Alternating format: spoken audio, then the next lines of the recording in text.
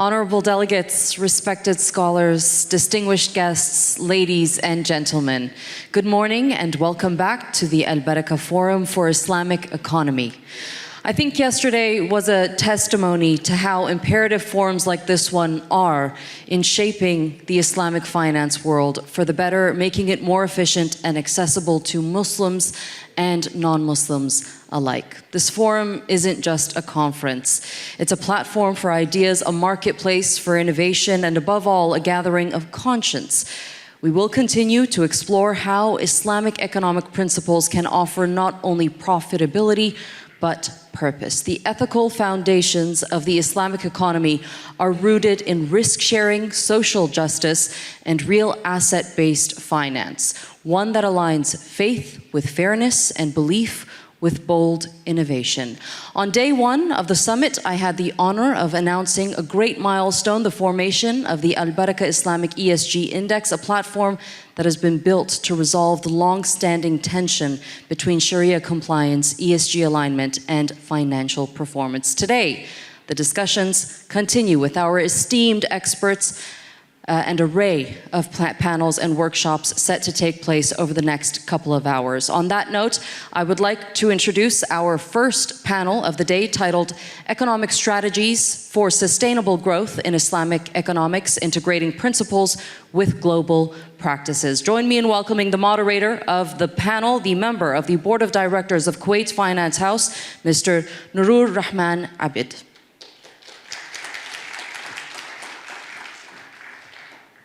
Joining Mr. Abid are the Chief Executive Officer at Q Invest, Mr. Hussein Fakhruddin.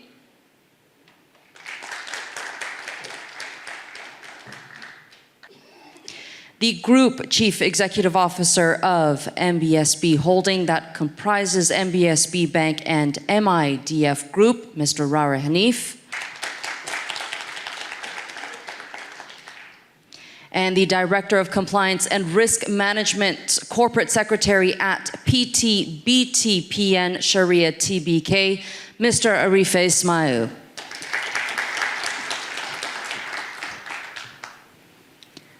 Over to you, Mr. Abid. Thank you. Bismillahir Rahmanir Rahim. Alhamdulillahi Rabbil Alameen.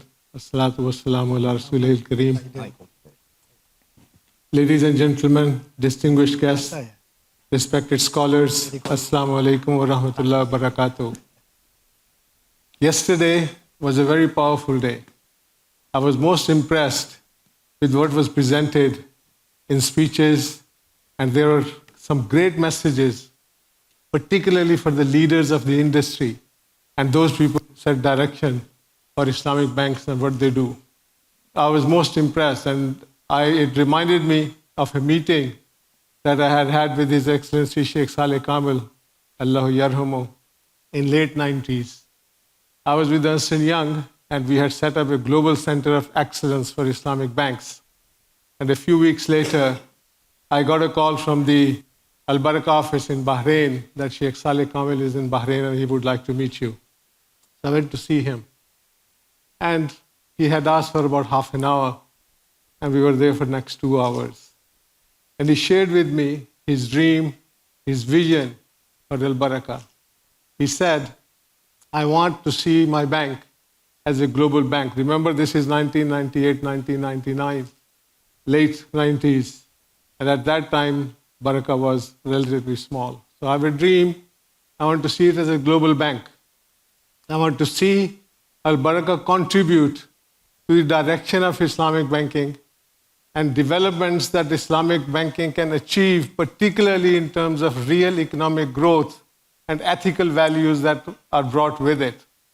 And yesterday, I think I recognized that his dream had been realized by Al-Baraka people. So I would offer my sincere congratulations to Al-Baraka team, and particularly Sheikh Yusuf Khalavi and his team who have managed to do this. Having said that, let me introduce this session.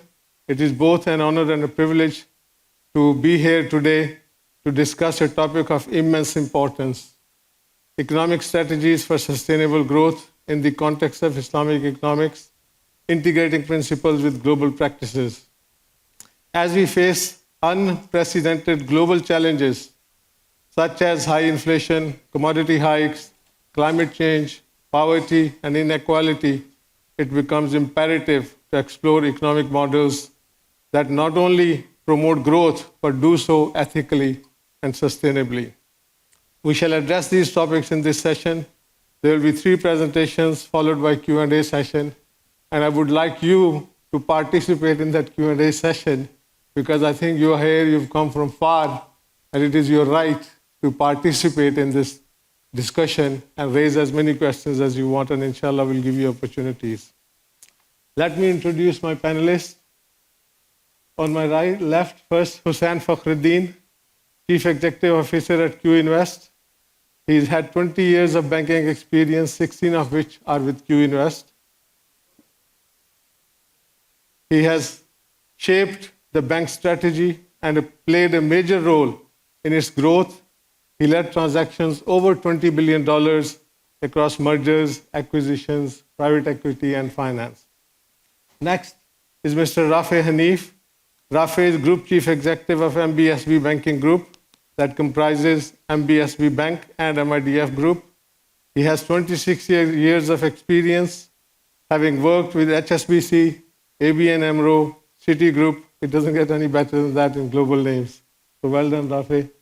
He was the CEO of HSBC Amana in 2010 before joining CIMB Islamic. Last but not least, Arif Ismail. Arif is the Director of Compliance and Risk and Corporate Secretary of BTPN Sharia, part of SMBC Group. He has more than 35 years of experience. He has worked with the retail and the commercial areas of the bank. He has managed legal, information security, as well as communication, so they've kept you busy. So let us go into these sessions. The first session will be handled by Mr. Hussain, and his topic is Islamic economic resilience and sustainability with the Sustainable Development Goals and ESG strategies. So please, Mr. Hussain. Thank you very much for your kind words. I think it's very poetic that an investment banker is here to present about economic resilience and sustainability. Usually investment bankers are seen as very aggressive people. However, that speaks loudly about how Islamic banking or Islamic investment banking can marry both worlds, investment banking, asset management, and also SDG and ESG strategies together. So just to start, quickly introduction about who we are. So Q Invest is a Sharia compliant investment bank set up in 2007. We're based in Qatar. We were among the first Islamic investment banks set up in the Gulf after it became interesting for us to establish investment banks. Our parent is QIB, Qatar Islamic Bank, one of the oldest Islamic banks in the region, founded in 1982. Our core business at Q Invest is basically providing investment banking services, investing our own capital, and managing third-party capital and investing along their side. Of course, all under the guise and the guidance of Sharia-compliant investment. We have a total authorized capital of around 1 billion. Our total assets or assets under management is around 2 billion. And we have done, the bulk of our business has been transacting in global markets rather than in Qatar or in the GCC. And that speaks very loudly about that it's quite successful to do transactions which are Sharia compliant in markets like the US, Europe, UK, and other jurisdictions. I've been with the bank for 16 years. Prior to that, I was in also investment banking between Kuwait and Dubai. Throughout my tenure at Q Invest, we have advised a lot in the capital markets, sukuks like QIB sukuks and Dukhan sukuks, which were recently done this year. And probably we're also worked on a lot of AT1s for a lot of the takaful companies and local Sharia compliant banks in the state of Qatar. We were also part of an award-winning transaction that we've done for Ooredoo, which is the telecom operator in Qatar. It was the first airtime sukuk, which won awards for the concept itself. Going to our subject, and I will try to be as quick as possible. It's very important to understand that Islam or Islamic financing or Sharia compliant investing has been ESG and SDG compliant since 1400 years. It's not something new. It's anchored in through zakat, no riba, and as well with moderate risk aversion, no speculative investment. That gave us basically a roadmap on how we can be ESG before ESG became popular. So it's what is now popular or what is now on everybody's mind, investing in ESG and of course establishing all those frameworks. Islamic financing was doing that way before that was popular. So, and which is very important for us to understand that this is how these two concepts, they are complementing each other. They're not competing. And as a matter of fact, it leaves a huge potential for investing, for Sharia compliant investing or Islamic investment to significantly grow, and we'll go through these throughout the work. Why is it a truly ethical framework for finance? As I said, there is no interest, there's profit sharing, there's no profit maximization, it's equitable profit sharing or spreading the risk among parties. It's been ethical investing, which is very important. Conventional doesn't have any restraints on ethical investment. There is also a very or limited or low level of leverage. No, on the conventional side, the more you put leverage on a structure, the higher the return, the higher you maximize the profit. But that also what got a lot of investors or investment banks or economies into trouble, like the 2008 crisis, excessive leverage and aggressive investing strategies. And of course, ethical sectors. Not all sectors are open for investment, which are very important as from a Sharia compliant perspective, but from a conventional side, the limit is the sky, there is no restrictions. So the framework basically is anchored on financial inclusion, it promotes charity, social economic well-being, and of course, fair distribution of wealth, which is a very popular concept these days. If we go to the next step, which is why there's an overlap client or Islamic finance and SDG. For instance, quickly, no poverty, which is aligned with SDG 1.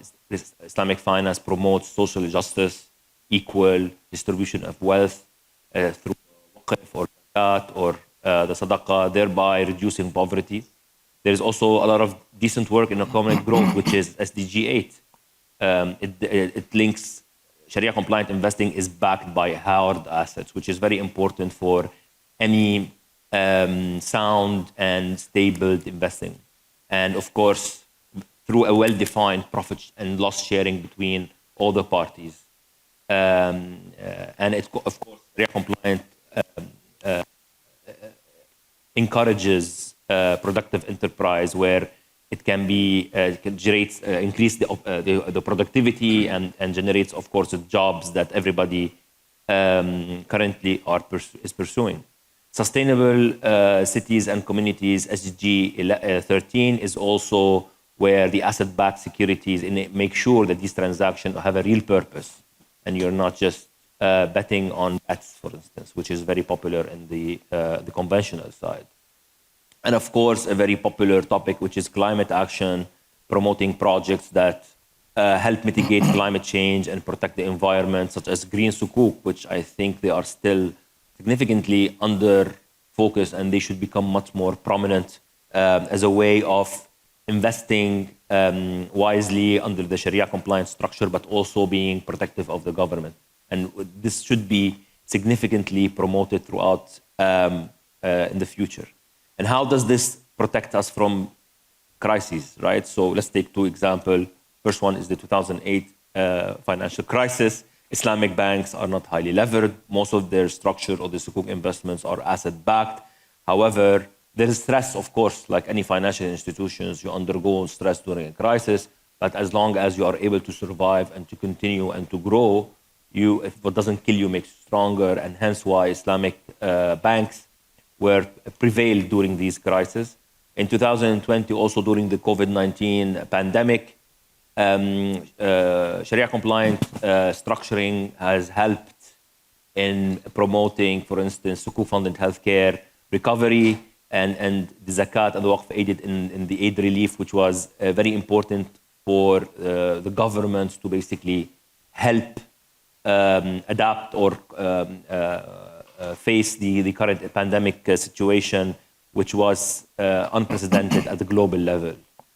Where does QInvest comes into play? So we are an investment bank, we're an asset manager, but at the same time, we're Sharia compliant, and we need to abide by those rules, especially that it ties up to the Qatar National Vision of 2030. We have done our first successful $275 million sustainability-linked facility. This is the first time done in Qatar for a financial institution, and I think the first time ever to be done for an Islamic investment bank. We're very proud of this transaction because and the banks participating were a global bank at HSBC and local banks in Qatar, international banks who participated, and we really thank them for their trust in QInvest, but also for partaking during this unique structure and instrument. And for us, why does it work? Because it provides us with ability to measure and incentivize us to measure what kind of ESG initiative that we are doing, and rewards us for this type of performance. So if we exceed what we have said we will do, we'll be rewarded by potentially dropping some of our other costs, and our performance will become motivated. So both issuer and investor, and of course all the stakeholders, becomes interlinked into, there's a alignment of interest to make sure this continues and succeeds, and we can do more repeat transaction. Of course, these instruments in practice, like the Malaysia COVID-19 Sukuk in 2020, which is the ability to raise capital to basically fund economic recovery during the crisis. Of course, Tabu Haji in Malaysia, the pilgrimage saving funds, which help provide long-term financial resilience for depositors, also fund a pilgrim for the pilgrim in Mecca, the holy site. Of course, raising zakat as an anchor for economic to sustain or to help alleviate economic shocks, if you want to call it, and deploy funds into vulnerable communities and protect them for during the very hard times of COVID-19, when everybody was stuck at home, nobody was going to work. It was very challenging for people to operate and to generate any income. What's the practical implications? I mean, at the end of the day,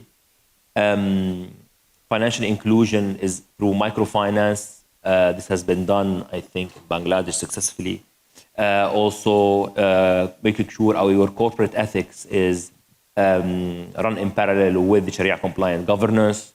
Of course, having in place zakat, waqf, and qard hasan for distribution of wealth and to help the less favored people and to support vulnerable communities.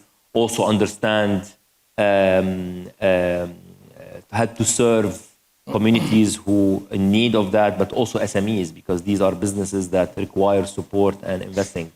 A couple of examples is Setco Capital, where they integrated the Sharia-compliant principle in SG to serve all stakeholders, not only the shareholders, but everybody who revolves around Setco Capital, which is very admirable.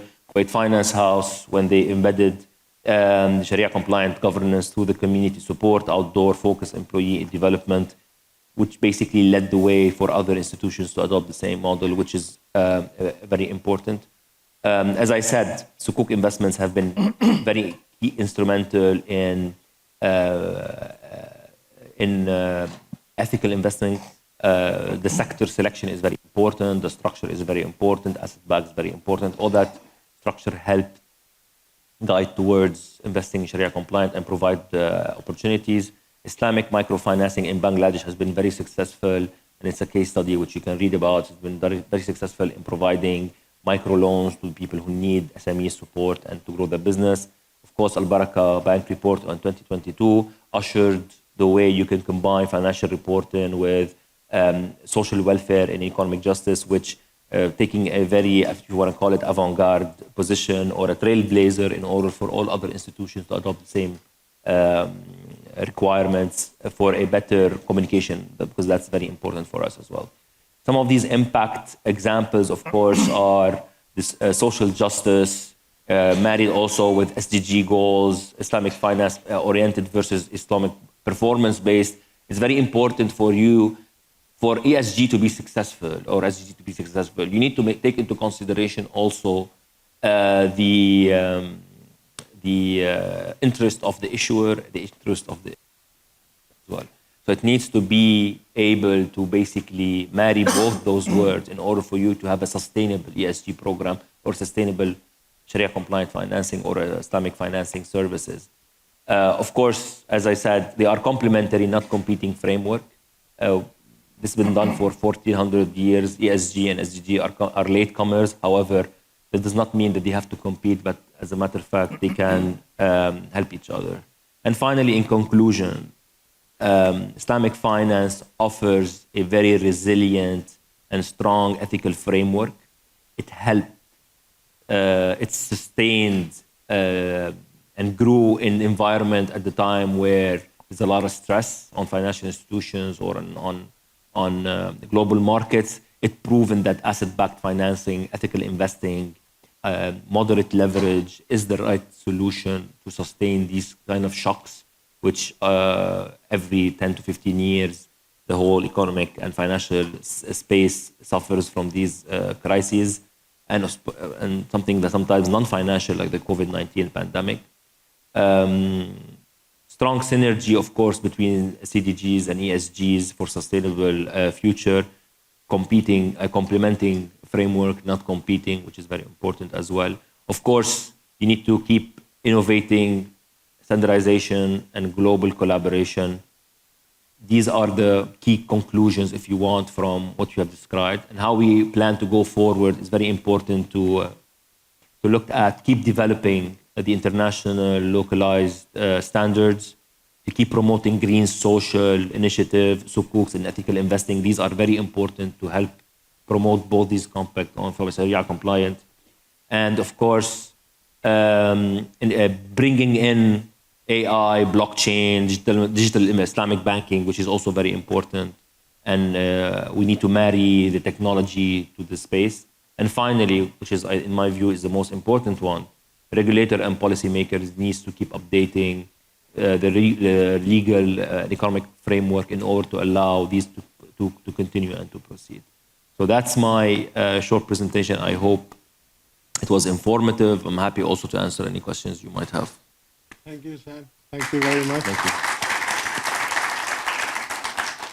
For a comprehensive presentation, particularly on resilience of Islamic banks and the contributions some Islamic banks have made to development of certain areas and products.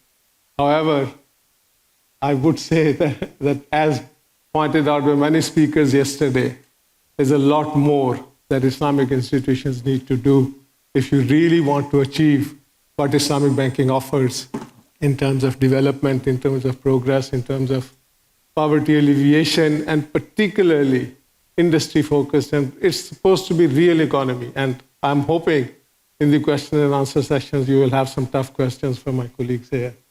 Rafe, your turn next. And your topic is expanding horizons, strategic approaches for Islamic financial institutions to expand beyond borders. Please. Thank you. Bismillah. Assalatu wassalamu ala Rasulillah. Assalamu alaikum and very good morning to everyone. I would like to follow through the first part of the presentation by Brother Hussein, looking at how Islamic banks can expand beyond borders. What are the ingredients that are required to help Islamic banks who are doing well domestically to go expand beyond borders. So if you look at the current state of economic development in the OIC world, the total population of OIC, the Organization of Islamic Member Countries, it's about 26% of the global population. So we have 26% of the global population residing in OIC world, and we produce about 13% of the GDP, the global GDP, and about 13 to 14% of global trade. So evidentially, we are very productive at home in the OIC world from the number of population we have versus the total output in terms of GDP and trade.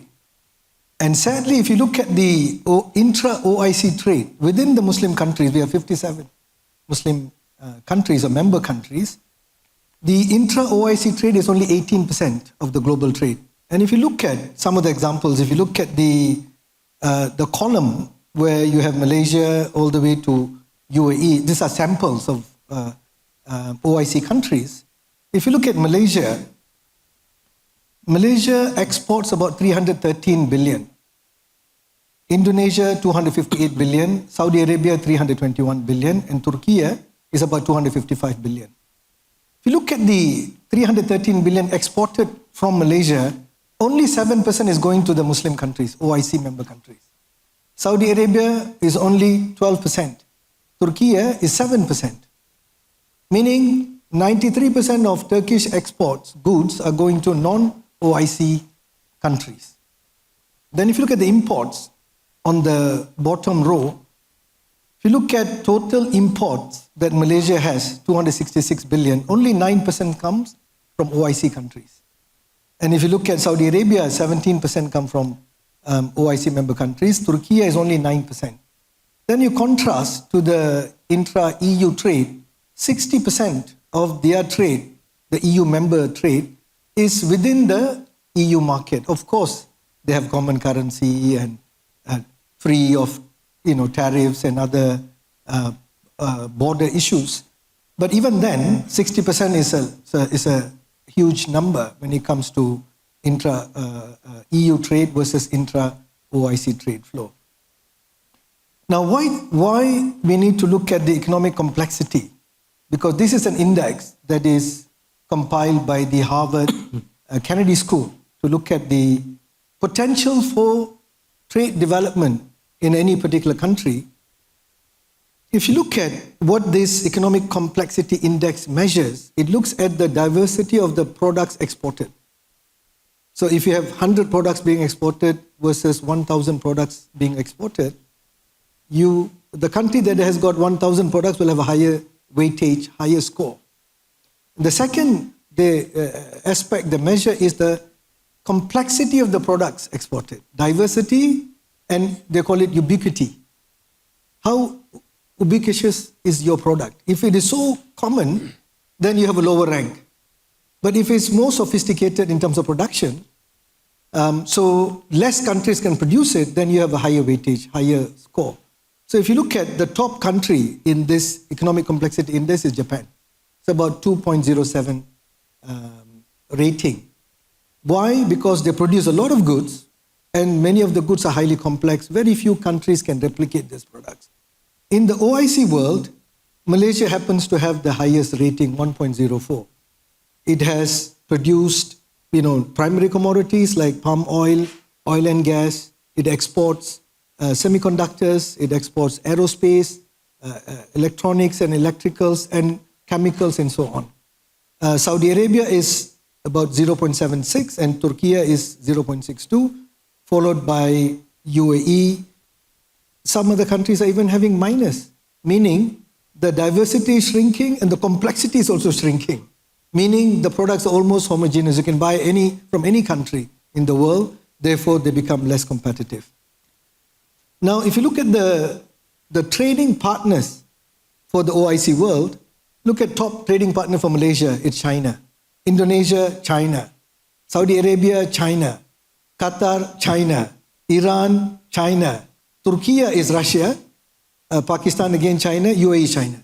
If you look at the these 10 sample countries or 8 sample countries, only Iran and Pakistan seems to be doing some trade.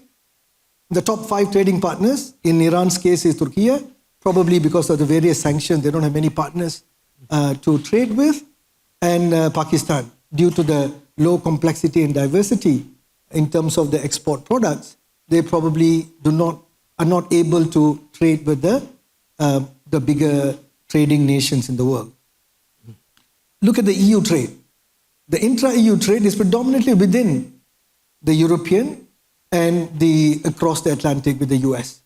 In only one instance, you see 2 instances, you see China appearing in the top 5 trading partners for Germany and Netherlands, and also Italy.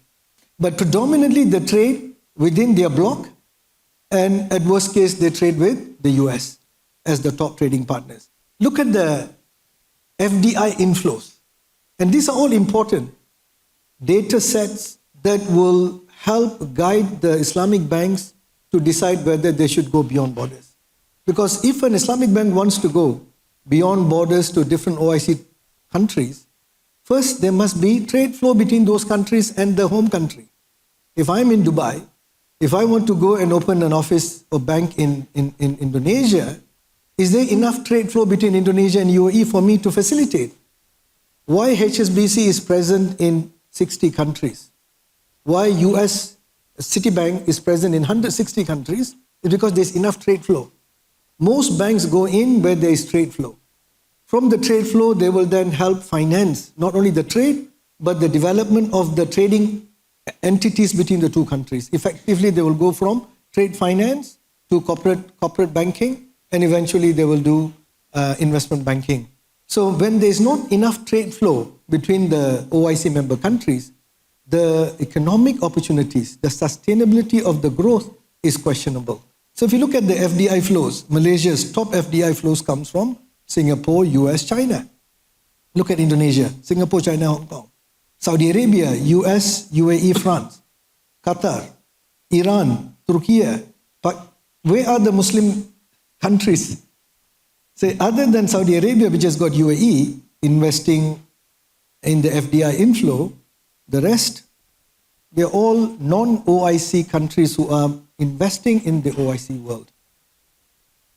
In contrast to EU, you'll see most of the investment comes from that EU bloc.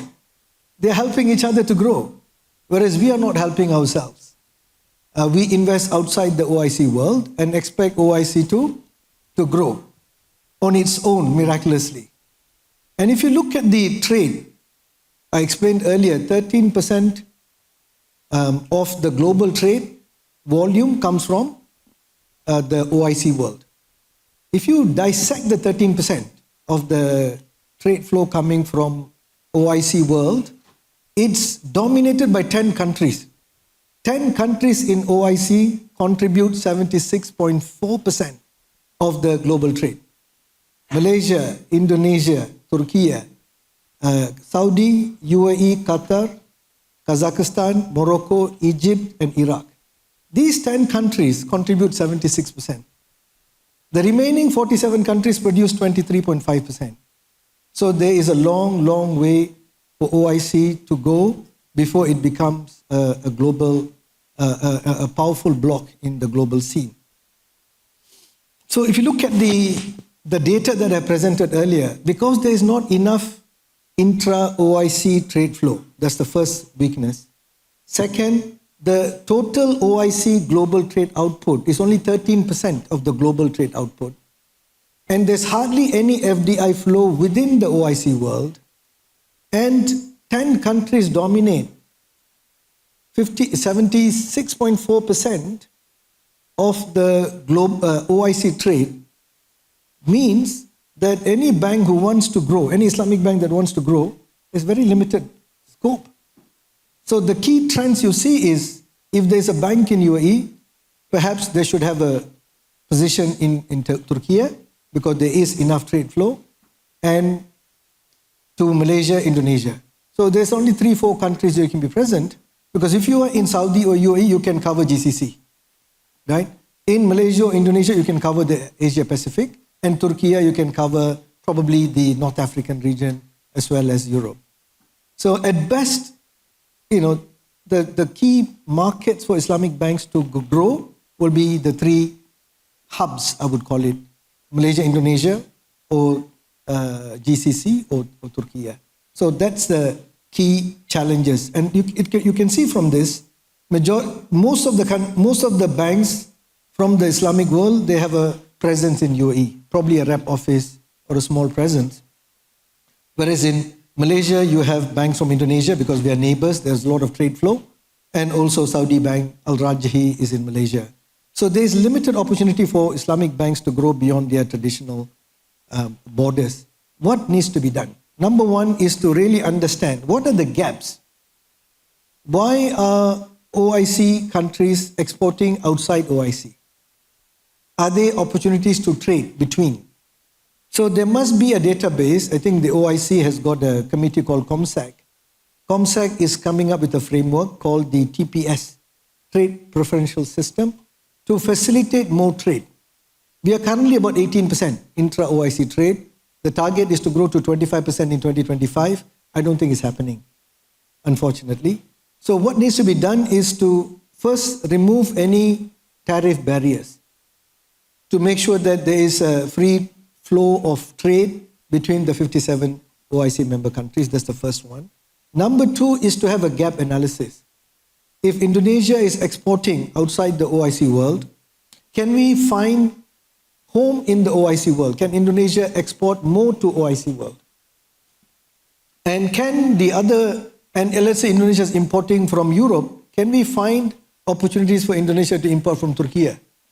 A lot of the companies in Turkey, they are producing these goods on an OEM basis to be labeled in Europe and sent to Indonesia, for example. Why can't Indonesia and Malaysia come straight to Turkey? There must be a database that shows the gaps between the OIC member countries and find matches, what we call business matchmaking between, I think this is what Al-Baraka Group is trying to do now. I was told by the group CEO they have a database that is reflective of the trade gaps in the 11 countries they are present. So maybe that could be a model to expand. And MBSB, we are working with a large group, banking group called Santander in Europe, to help be part of their market, because they're not present in Malaysia. We want to be part of their trade platform or trade network to connect Malaysia to 30 markets where they operate in. And the third one is to remove non-tariff barriers. Like, for example, many countries have got import license, export restrictions, quota on imports, right? And non-tariff measures, halal standards. If you want to sell something to another country, then the scholars from that country will say, look, Malaysian halal standard may not be acceptable in that country's halal standard. And for an exporter, it costs money to get halal certification again. So Malaysia has worked with 88 countries. So JAKIM's halal standard today is accepted as a reciprocal certification in 88 countries. So more needs to be done across non-tariff measures, which, for example, pre-shipment inspection, sanitary requirements, and many other public and public safety and health issues that needs to be synchronized between the OIC world. And lastly is the trade promotion activities. We need to do more trade fairs, need to have more trade facilitation through banks. So like, for example, we have One World Alliance for airlines. So I flew I took Malaysian airline to Doha, Qatar Airways to Istanbul, and then going back with Turkish airline. So I'm taking 3 airlines, but I bought the ticket with Malaysian Airlines, right? So can we have a company that is selling to UAE, from UAE to Morocco, being funded by 3 banks, but under an alliance, like One World Islamic Banking Alliance, so that you can have within the banks, credit limits that you can then facilitate and help the trade to grow. So lastly, the opportunities. We have a huge population, 26% of the world population. And I'm sure if you correctly count, we'll probably be 33%. I'm sure a lot of people are missing when they do the census. So we can see our population is growing. There's a lot of resource abundance. There's no shortage. if you look at oil and gas, agriculture, what we lack is coordination. We just need to get this strategy of bringing all these various trade flows in. If 10 countries can dominate 76% of the OIC trade, that's really shocking. What are the other 47 countries doing? Why are they not exporting enough? Is there a lack of skill sets? So the other countries can help to invest, and we pointed out the FDI inflow within OIC is extremely low. And finally, Islamic finance, as Brother Hussein mentioned, has a huge potential. We have a lot of capacity. We can do this cross-border financing. And when the trade flow comes, we can set up a rep office in Morocco, for example, and eventually become a bank. And then we can have a regional bank, the likes of HSBC and the rest. That's pretty much it. I've covered most of it. I mean, trade agreements, we have the infrastructure, logistics, regulatory harmonization. Digital single market is also important. Today, if you have the likes of Alibaba, where you can see all the products produced in China, why can't we come up with a platform where you can see all the various products being produced in the OIC world? And then through these Islamic banks, we can then facilitate the trade, and eventually we can lead to more FDI investments. That's pretty much you can see in your presentation. Thank you. Thank you, Rafe, for a very comprehensive presentation on particularly imports and exports and FDI situation between OIC countries. I'm sure if some of the ideas that you presented today to exploit the opportunities that currently exist amongst Islamic countries, I have no doubt that what was predicted yesterday, 5 trillion in Islamic finance could triple to 15 to 20 trillion. The opportunities are endless. So thank you very much for pointing us in that direction. You gave me an idea for an app development. Arif, now it's your turn. And you are supposed to cover toward prioritizing the development-based strategies by Islamic banks. Okay, Bismillahirrahmanirrahim. Distinguished guests, panelists, Assalamualaikum warahmatullahi wabarakatuh. Good morning. Thank you for inviting BT Bank Sharia and this prestigious forum to allow me to tell a story of BT Bank Sharia and its journey to, practice community-based community development strategies in Indonesia. So in the beginning, the founder of BT Bank Sharia is keen to focus itself on the bottom part of the population of Indonesia.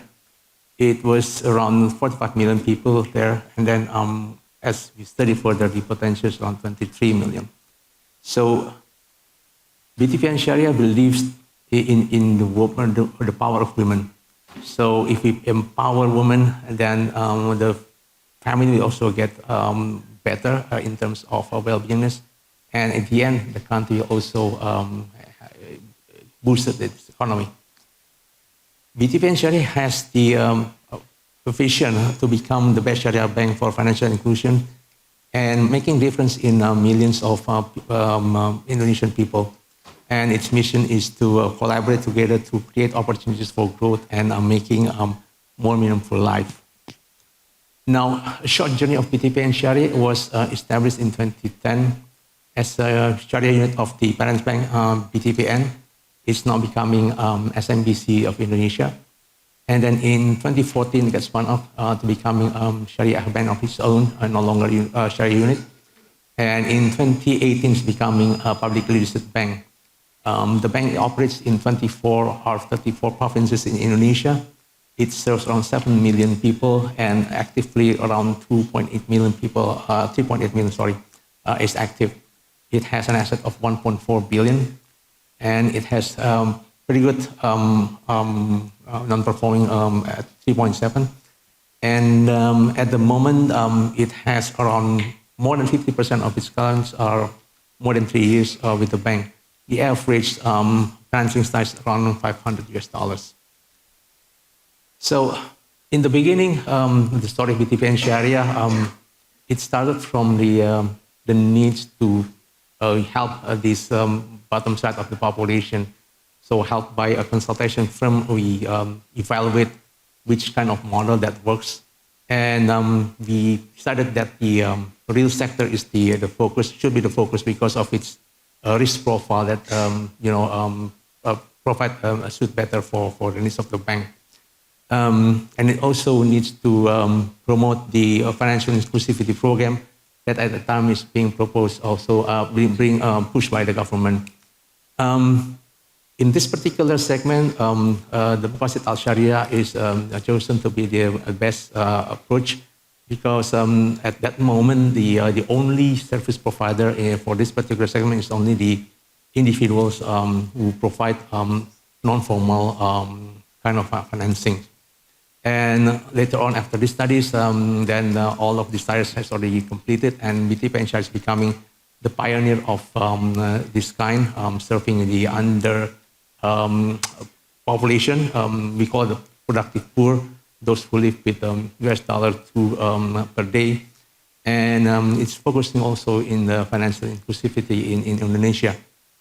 So how that model works, it has three elements in this. It's the customer itself with its asset, be there the experience, be there the needs, be there the dreams, whatever that they can develop further to improve their well-beingness. And the second element is the, what we call it daya, the empowerment, which is the financials. It comes from those in excess in terms of fund being put in the bank and it's being utilized to help these people. Also, it's provide knowledge sharing. This is very important because they need to boost the activity there so they're becoming a more it's becoming profitable for them, so they can enhance their economy status as well. Now, these two will work if we provide the third element, which is the infrastructure. We deploy around 14,000 staffs. 10,000 of them are deployed in the fields, in the proximity with the customers, so that they can help meeting with the customer, providing banking transaction with them, following up and monitoring and the progress. Now, these three elements works in kind of three access strategies. The first of the access that we provide is access to financing. As I told you, the financing coming from the those who are in access, put the fund in the bank as a deposit or savings. We provide the population in need with non-collateral based financings.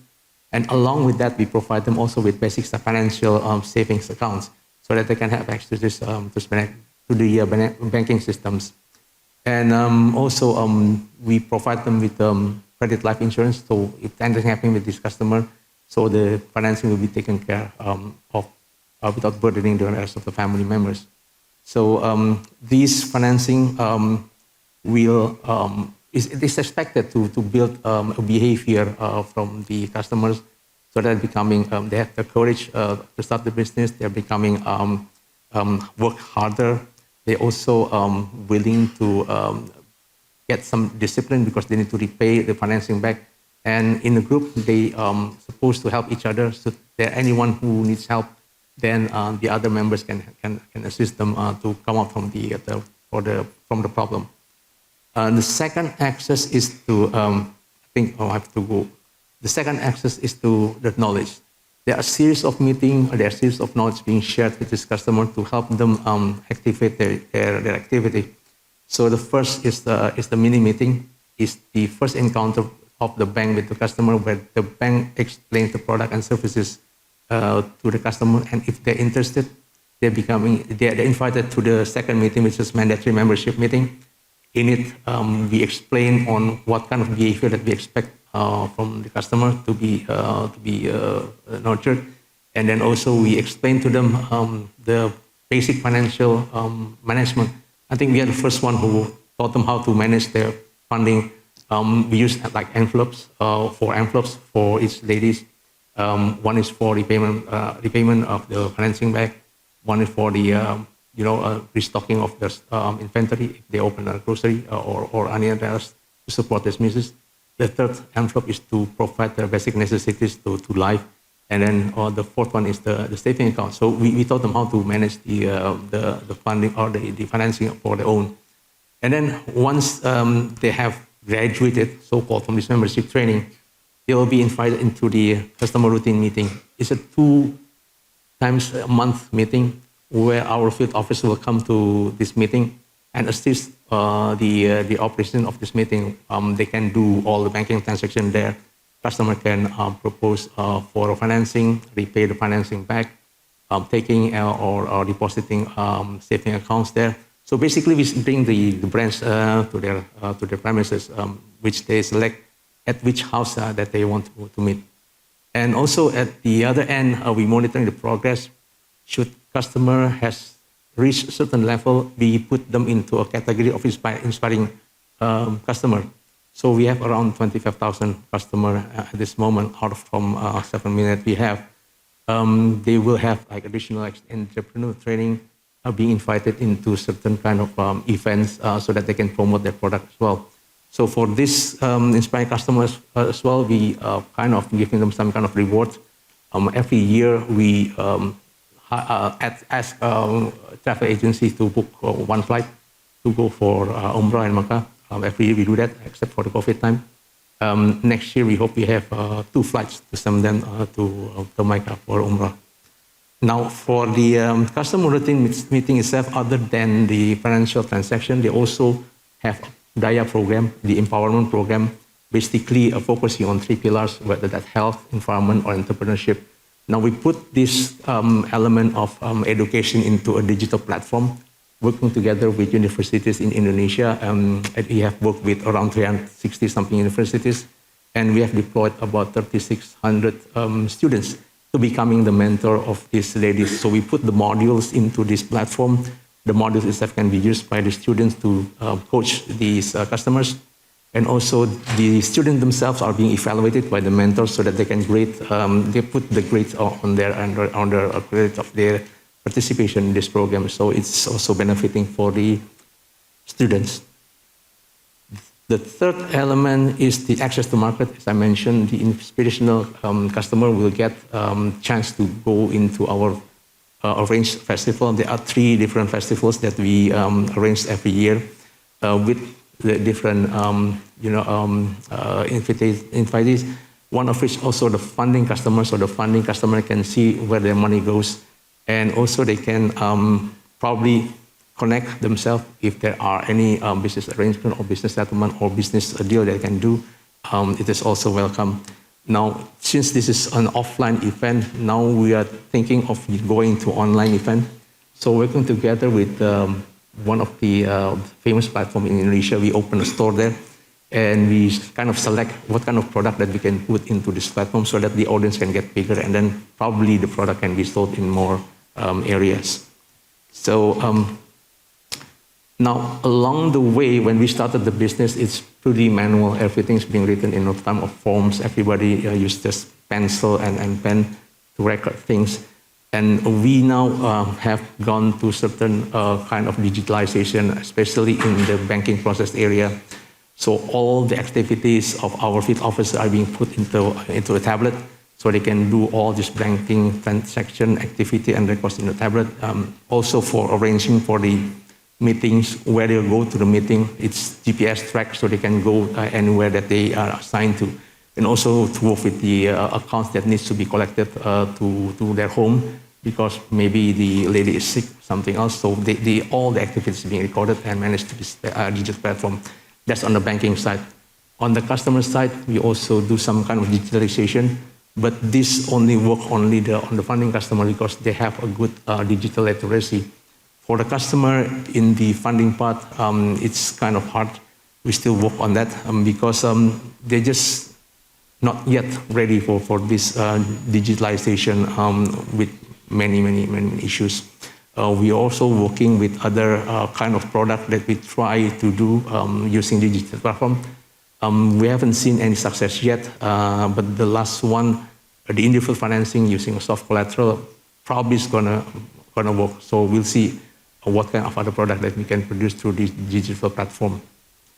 Now, the good thing is that we give these customer loans or financing that lasts for about 12 months period.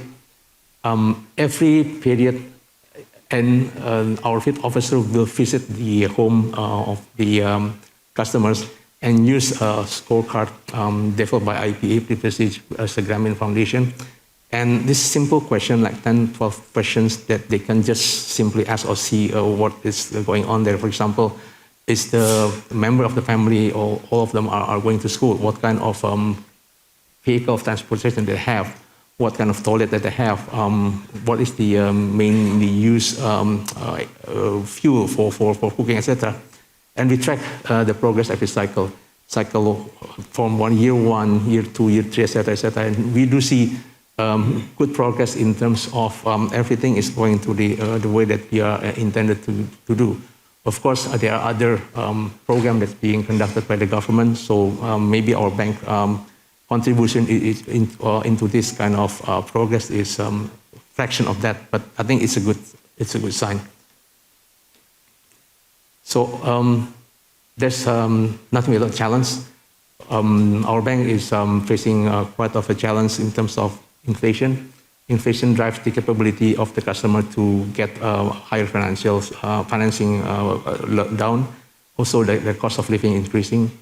Our team is deployed in many parts of Indonesia. It's also kind of difficult to put the logistic in place in time. And also, as I said, the digital literacy gap between the funding and the financing customer is pretty huge. Since we are now part of the SMBC group, there are opportunities also to collaborate within the group. We are currently now at 90% or 95% product at the productive poor area. We try to reduce that into 80, and then there's 20 becoming a more advanced product working together with SMBC group, like the corporate or the commercial segment, so that we have a balance of risk in our portfolio. And so we are thinking about doing green financing also with them.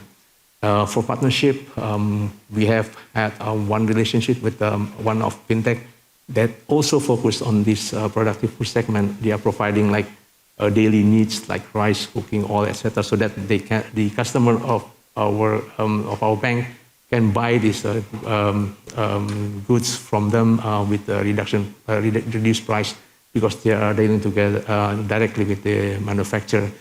The problem is again on the logistics part because getting the stuff from the manufacturer down to the rural area is quite challenging. Some strategic plan ahead. We're going to expand further on digitalization, especially in the banking process area. Customer side, we were thinking what kind of the digitalization we're going to put because we need to also consider the customers' variance. New green, women-focused financial product, along with SMBCI. And we're going to improve the monitoring tools that we have with the IPA. We may add some more variables that is more relevant to current dynamics and also take out the other parameters that's no longer relevant. And in Indonesia, the SMBC having also other companies that is working in financials, such as motor vehicle leasing and other leasing unit. So we may be also thinking of collaborating to them how to provide some kind of service to our customer. So in the end, I think BTP has shown itself to be able to show a banking activity, Islamic banking activity with a development mission, and it has combined the ethical finance with a tangible result. And it has becoming a model of sustainable Islamic financing in Indonesia. Hopefully, that explains BTP Syariah in short. I'm happy to take any questions later on. Thank you. Thank you, Arif, for a very detailed presentation. You chose, like Grameen Bank, one particular sector of the community, females, development and then support, and have done so very successfully. I will ask just one question from Rafe and from Hussein, and before I open up the floor to you, ladies and gentlemen. Arif mentioned about use of technology and digital support in his presentation. What role do you think technology can play in enhancing Islamic finance, accessibility, and expansion? I think in the space of the trade flow, what we have seen, the platform that we're working on with Santander, it will showcase, there are 5 areas we need to look at. If you are trying to find a market to export or to import, if you are buying raw materials, machineries, you need to see the opportunities in the market, the gaps, as I mentioned earlier. So the database will show if you are exporting palm oil to, say, 10 countries, what are the other opportunities in, say, for example, Africa? So the digital platform can showcase the buy-side opportunities as well as the sale-side opportunities. Then we can do virtual matchmaking. We can talk to potential buyers with our clients and then promote that particular linkage. And eventually then, the third, fourth, fifth is what are the trade barriers that exist, whether it's tariff, and then you have non-trade and non-tariff measures and non-tariff barriers. These things we have to explain country by country. Then you have the logistics part, right? How do you get your goods from, say, Indonesia to Nairobi, for example? So you need to have partners who can then bring out, look, these are the various licenses you get and the whole thing. And the final part is financing. That's where banks come in and say, look, you can get an LC from a bank in, say, Standard Bank in Nairobi, issues an LC, or Taj Bank will issue the LC, and then will be confirmed by a bank, say, BPTN in Indonesia, and then you can finally complete the trade deal. So the digital platform today can look at all these 5 aspects. Thank you. On the other side, I mean, think about it this way. So technology, blockchain, all that stuff can bring a very smart solution for problems that we currently have. For instance, let me give you an example. So in Qatar, real estate ownership is restricted in some places to Qataris versus non-Qataris. However, this should not stop us from ability to basically get investors to invest in that space. And the smart solution we came up with, well, we didn't come up with it, it's there, but we are in the process of expanding and implementing is tokenization. So fractional digital ownership, right? So you own let's say, a real estate asset that's generating 7% rental income. You just put it in this platform, which creates digital ownership, and then you sell it to investors. Those investors don't own actually the asset, but they own the right usufruct of this project or the economic benefits of this project, and they get the returns. But also you can overlay on top of it a marketplace where these people can actually trade their investment. So the potential is massive, is huge. You can create significant value there. Also, another venue we can talk about is, especially in the fintech space, is democratization of investments, bringing Sharia-compliant investments to the masses. Right now, only people, institutional investors like us, maybe some large corporates, banks, some asset managers have access to complex transactions which are significantly interesting. Right now, there's a big gap in the market, a big pool of capital that has no access to these investments. So if you're able to bridge that gap by creating a platform that will democratize these investments. And if you look at the world today, BlackRock, HSBC, Blackstone, all the global asset managers are doing that because they have realized that the private capital or individuals like us, all of us sitting in this room, are becoming investment savvy and they want to invest in this space. But there's no venue, there's no platform, there's no ability for you to access certain infrastructure investments being done by Blackstone or BlackRock in developed world. So how are you able to marry those? I think the only solution is digitization or creating a platform that allows you to take that. So that's one of the challenges, but I think potentially digital infrastructure or digitization could really bridge the gap. Thank you, Sam. As promised, I'll open the floor now to questions from, please. Thank you all. It's Iman Shadi, the Executive Secretary of the Strategic Thinking Center, one track of the Al-Baraka Forum. I am so pleased to be with you all. I think that all three topics are coming together to serve not only the purpose of the summit, but also all our purpose. I find that all three topics are intersecting and going together, serving it. And this is the goal, what we are aspiring to do in the Strategic Thinking Center. It's all about thinking strategically. So you all three highlighted this without mentioning the word, but it's directly meant to be thinking strategically, not only from the countries, Islamic countries, but also from the executive boards and executives of the institutional and the institutions of Islamic economy. We have many workshops that is doing the same, and I hopefully and be pleased to have you all in this. And it's like gathering all topics together.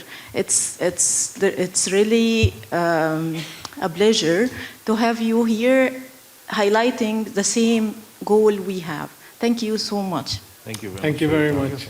The gentleman over there. Thank you for a very insightful session. I would just divide this question into two sides of it. One focusing on businesses and one focusing on the regions. So if you look at ESG regulations and mandatory reporting environments that are coming in space, so more than 100 plus jurisdictions are becoming mandatory in the next 3 to 4 years. And especially this region is taking that up quite well as well. So my first question is, like, CBAM is in place, mandatory reporting for investments and local businesses is coming in space as well. What kind of consequences you're feeling for Sharia compliant businesses and the integration of that, number one. Number two, Mr. Rafi. Let us answer the first question Okay. first. Then Rafi, would you like to handle that? So the CBAM has been delayed. It was supposed to come in next year, but then been delayed to 2028, I think. But as I pointed out earlier, we're not even exporting much. So what really matters is for the 10 countries in the OIC world, and many of them are already progressing towards it. So if you look at the likes of Malaysia and the UAE, they've already come up with a plan by 2030 to get to carbon neutrality and by 2050 to net zero. What worries us is the standards in, or the requirements in the West keep slipping. So maybe CBAM will never see the implementation, the effective, maybe, I don't know. But what I'm saying is the exporting countries are already preparing towards it. So the mix of renewable energy in Malaysia, in UAE is all increasing. So the rest of the OIC world needs to have a plan, needs to have a strategy. One is to find markets to export and to make sure that they are becoming more green in terms of their energy mix as well as the manufacturing processes. So the exporting countries are already on track to meet the CBAM requirements. Thank you. Second question, please be brief.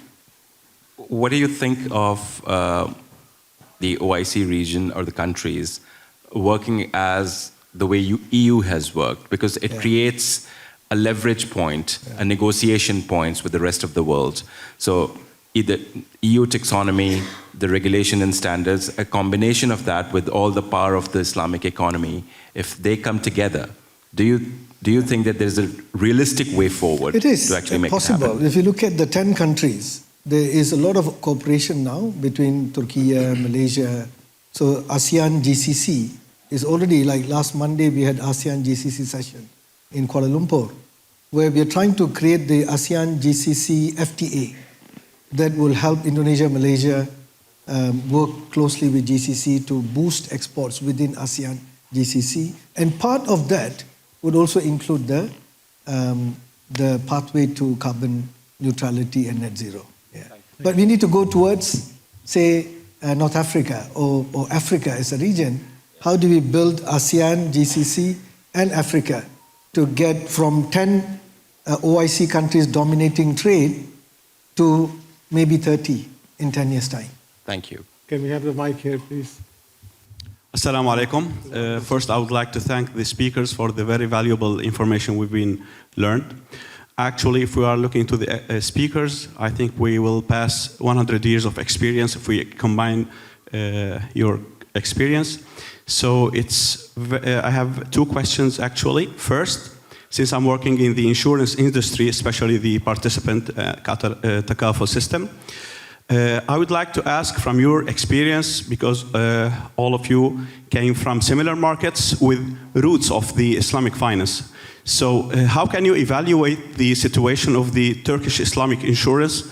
Since if we go to the statistics, we find that compared to the conventional insurance, the market share for the Islamic insurance in Turkey, despite the years of experience, is still around 5%. Compared to the global growth rate, it's still too low. And compared to the conventional market in Turkey, still too low. So I need to know your expectations. I'm jealous about this industry. This is my first question. So please evaluate the situation. I need your expectations of the Turkish market. Okay. Let me answer the first question. Okay. First, I'm on the board of an Islamic insurance company in Riyadh. We've got a long way to go. We are a million miles from where we should be. And I'm not blaming anybody, but the environment is such that Islamic insurance companies have very limited chance. Yeah. In a country like Pakistan, Islamic insurance failed. And in Saudi Arabia, wasn't allowed. It's not allowed. So we are too late, doing too little. I'm afraid I can't give you a positive response. In Qatar, actually, we had a very successful takaful insurance. Q-Invest owns a stake in Daman Insurance, which is one of the takaful. We were one of the founders. It's a listed entity, and they have done quite successfully. However, Qatar market at the end of the day is a limited market, and you're competing with giants like QIC, Qatar Insurance Company, and other companies. So the only way for these companies is either to consolidate or to grow and to go outside. In Qatar, there's a very keen interest in Sharia-compliant investment, especially from the investors. And these companies are by law required to be public. Therefore, most of them now are considering converting into Sharia-compliant, which is a positive thing. However, the space of the investments or the space of the market is quite limited. So these guys need to go outside. And where can you go and grow into a Sharia-compliant takaful space? You need to go to Islamic countries like Turkey, like Saudi. But for instance, Saudi is too expensive right now, and the multiples are crazy, so you have to go to other markets.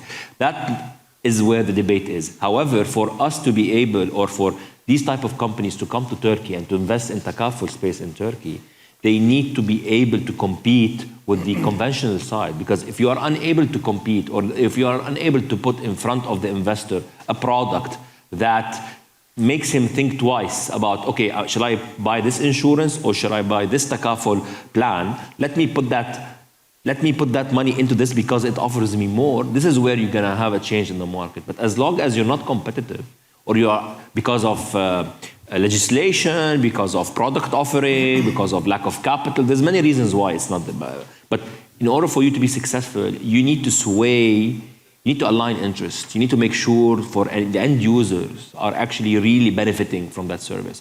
Financially, which is a very important point. People think that some people invest in Sharia-compliant product just because of it's Sharia-compliant. In reality, it also needs to be beneficial from a return perspective. You need to give them that edge. So I think, yes, I agree with our moderator. It's going to be still a long way ahead to go.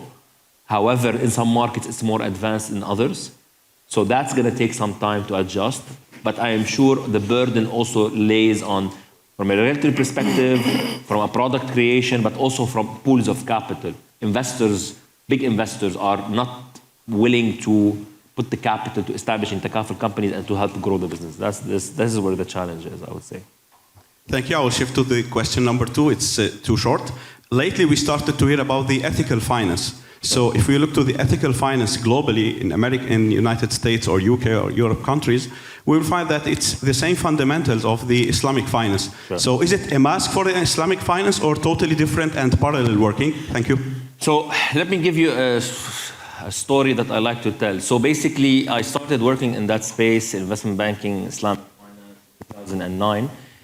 Back then, when we used to meet, and all of our capital used to go outside. So we're investing in the US, UK, Western Europe. So when you sit across the table from a project, from a financier, from an investor, from a promoter, private equity, and you tell them, can we do this structure as a Sharia compliant? They would look at you funny, like, what are you talking about? What is Sharia compliant? It's going to cost me more money to amend the documentation. No, I don't want to do that. Fast forward to today. Today, all the global asset managers, they come in already with Sharia compliant LLM standard documentation in place. Already they come with all the Sharia structure in place. They come ready for a Sharia compliant sleeve. They already have in mind, when you tell them, well, is this Sharia compliant? The first thing they say, I don't have a Sharia fatwa, but this is ethical investing. So that tells you that this is why we've been doing this for 1400 years. It's not something that we started doing this. It's just that now it's becoming, because of ESG, because of the way the world is, ethical investing now is what is extremely beneficial. Everybody realized that if you want to keep growing for the benefit of the world, for the benefit of the people, for the benefit of the investors, while also making money, because that's a very important factor, ethical investment makes sense. So before, I used to say to we don't do pornography, we don't do gambling, we don't do firearm, we don't do games, all that stuff. Now they come to me and says, we're ethical investment.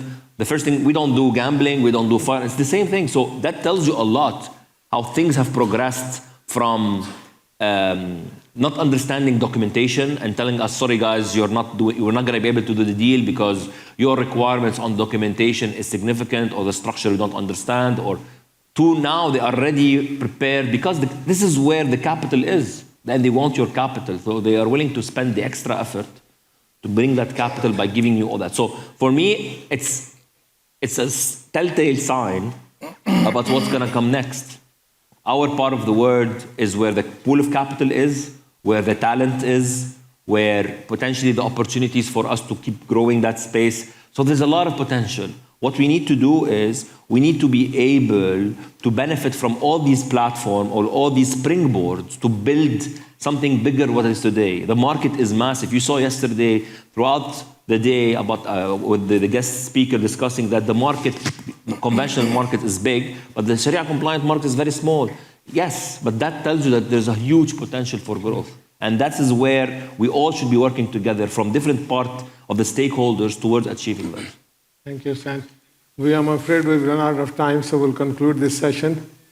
In conclusion, I'm sorry, they're asking me to close, so I'm sorry about that. In conclusion, the journey towards sustainable growth within the framework of Islamic economics is not just a theoretical endeavor, it is a moral imperative. By focusing on it, supporting ethical entrepreneurship, investing in renewable resources, enhancing education, proper utilization of zakat, and promoting trade, we can pave the way for an economy that thrives sustainably and ethically. As we embrace these strategies, let us remember that our collective responsibility is to not only seek economic prosperity, but to do so in a manner that reflects our values and honors our commitment to future generations. I thank you all most sincerely for being patient, and I'm sorry I've not been able to give everybody the opportunity for answering questions. Thank you very much. Thank you. Thank you to our moderator. I'm going to ask you to stay with me on the stage for a while longer. Thank you for that insightful discussion. I appreciate it. We are going to gift you with some certificates before you leave the stage. I'd like to invite Dr. Fayad Abdul Monem, the chairman of Salih Kamel Islamic Economics Award Scientific Committee, to present these certificates to our esteemed participants of the first panel of the day. We will begin by giving a certificate to our distinguished moderator, the member of the Board of Directors of Kuwait Finance House, Mr. Nurur Rahman Abid.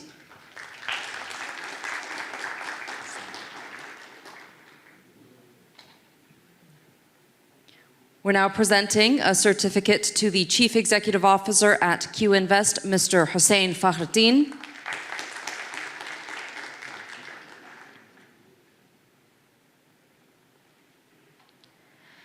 And now the Group Chief Executive Officer of MBSB Holding, that comprises MBSB Bank and MIDF Group, Mr. Rafi Hanif. And last but not least, the Director of Compliance and Risk Management, Corporate Secretariat, PT BTPN Sharia TBK, Mr. Arifa Ismail.